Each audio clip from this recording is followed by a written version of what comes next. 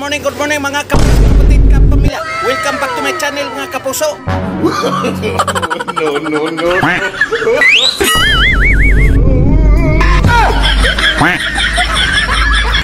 No.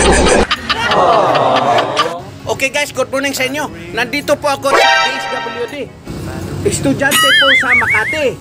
Yung course niya is para makatulong tayo sa mga estudyante na kumuha ng mga nursing student. Kasi third year na po siya guys. Oo, para may aral. Let's go. Good morning po ma'am, good morning. Oo, ma'am, anong pangalan mo ma'am? Ako po si Lois Cabalona.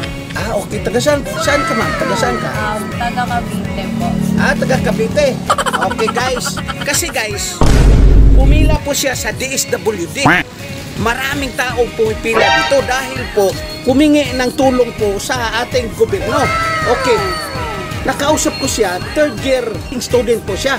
Ngayon, yung mga first year student dyan, makinig po kayo itong video na to dahil magbibigay po siya ng tip. Go, ma'am, kumusta po ang pag-aaral mo ma'am? Okay naman po, mahirap pero syempre kinakaya po. Kinakaya. Ngayon, kumusta ang financial ma'am? Yung financial kasi mahal. Mahirap din talaga. Kaya pumipila, kailangan ng tulong.